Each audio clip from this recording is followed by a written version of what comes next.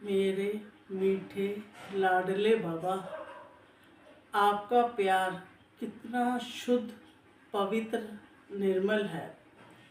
हर एक बच्चा आपसे जुड़कर कितना शुद्ध, पवित्र बनता जा रहा है।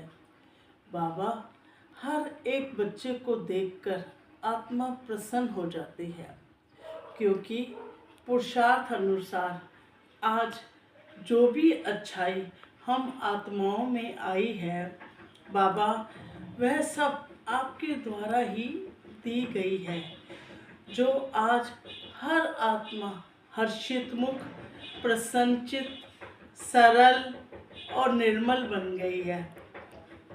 यह सब मेरे मीठे, अति मीठे बाबा की कृपा के कारण बने हैं। बाबा, आपने रोज़ रोज़ हम आत्माओं को ज्ञान रूपी साबुन से और प्रेम रूपी जल से हम पतित आत्माओं को पावन बनाया है। आज हर पल, हर समय बाबा आपकी याद बनी रहती है। बाबा, आज आपने जो हमें भरपूर किया है अपने गुणों और शक्तियों से, वह कोई भी कर नहीं सकता। हर पल आपका शुक्राना और मुस्कुराहट बनी रहती है। मन हमेशा आपके दिए हुए वर्षे को देखकर मुस्कुराता रहता है। वैसे भी संसार में जिस बाप से हमें वर्षा मिलता है, हम उसे भूलते थोड़ी ही हैं। वह हमेशा ही हमारी स्मृति में रहता है। जब हम संसार रूपी पिता से भी वर्षा लेते हैं, तो भी वो बाप हमारी स्मृति से कभी नहीं जाता, तो उसे याद नहीं करना पड़ता। आप तो हमारे जन्मों जन्मों के पिता हैं। सौभाग्यशाली ये संगम युग है। यह संगम युग मुझ आत्मा का युग, जब मुझ आत्मा का अपने पिता परमात्मा से मिलन होता है। 5000 वर्ष बाद बाबा हमसे आकर मिलता है। बाबा, अब हम आपको कैसे छोड़ सकते हैं। बाबा, आपने प्यार ही प्यार में कैसे हम आत्माओं का जीवन बना दिया है, पता ही नहीं चला। बाबा, कब, कहाँ, कौन सा अवगुण कहाँ छूट गया, इसका आभास भी नहीं हुआ। जैसे भी कोई भी चीज़ अगर हम कहीं छोड़ते हैं तो हमारी स्मृति में रहता है कि हमने ये चीज़ यहाँ छोड़ी है। एक है कि हम सारा दिन कभी कहाँ जा रहे हैं, और कब वो सवेरे हमारे हाथ में एक रुमाल है और रात तक हम 10 जगह गए, और 10 जगह में हमारे हाथ से रुमाल कहाँ छूट गया तो हमें याद भी नहीं रहता।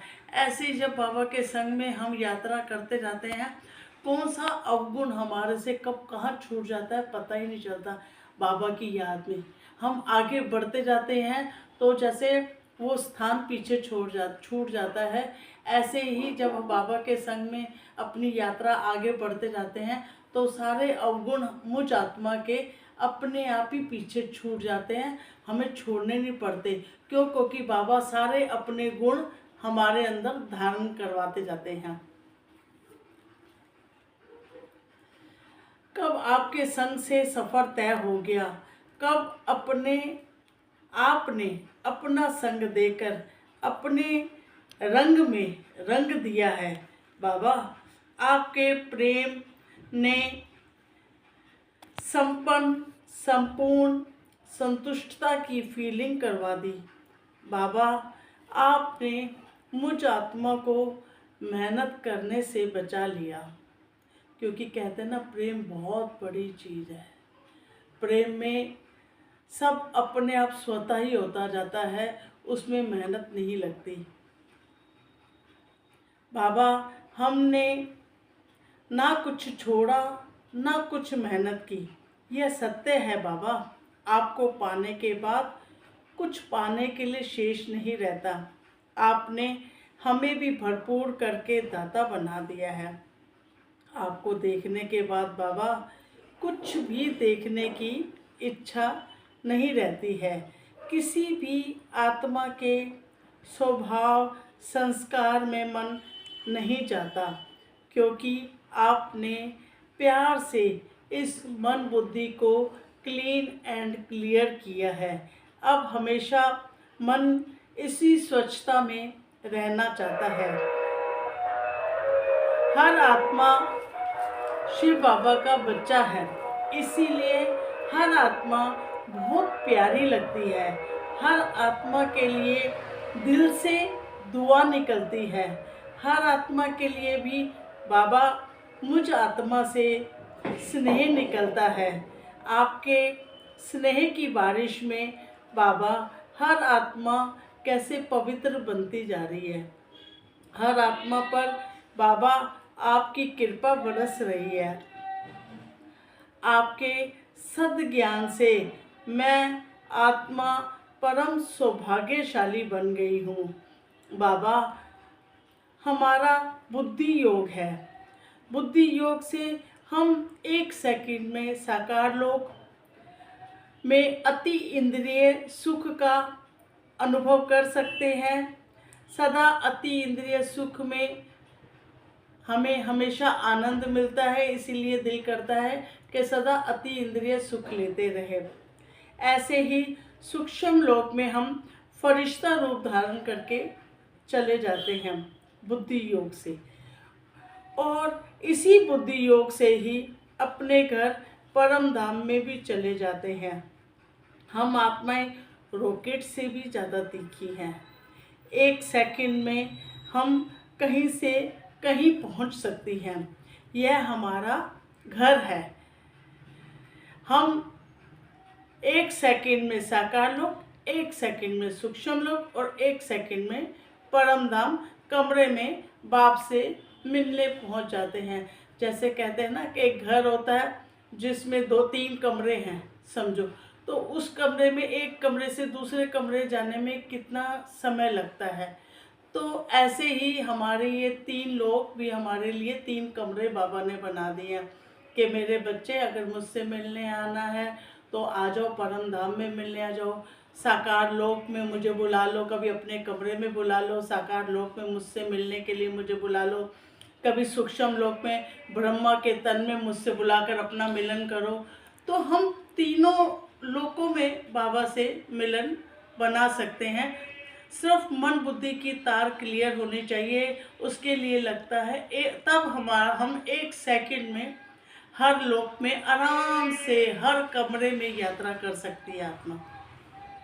बड़ा बाबा ने हमारे लिए इजी कर दिया है। मीठे बाबा, आप प्योर सत्य हैं। आप हमेशा अपने ओरिजिनल स्वरूप में रहते हैं, कभी जन्म मरण में नहीं आते, क्योंकि आप कभी शरीर धारण ही नहीं करते हैं।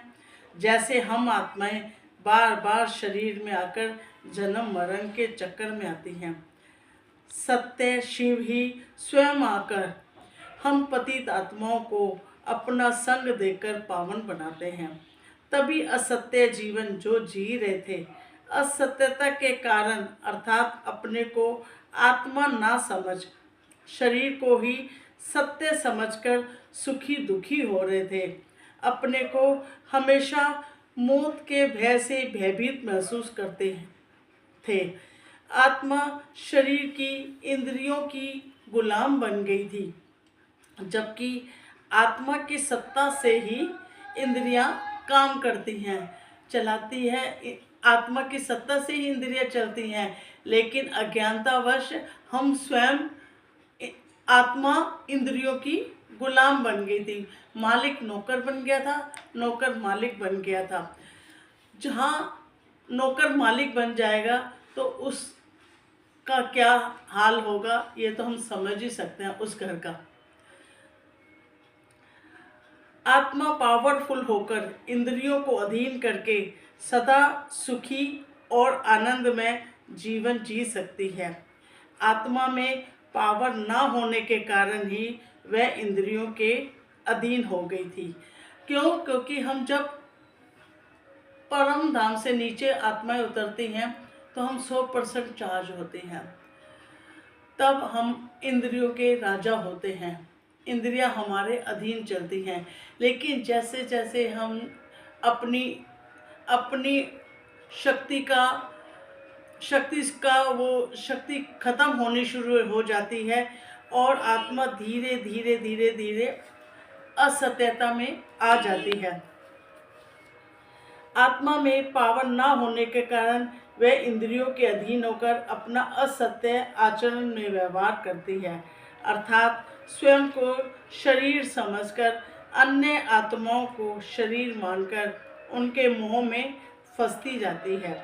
वह अपने रिश्तों को सत्य भावना के कारण कितना दुखी सुखी होती है। हर मनुष्य के स्वभाव संस्कार का ही चिंतन करती रहती है और अपनी शक्ति उसकी खत्म होती जाती है।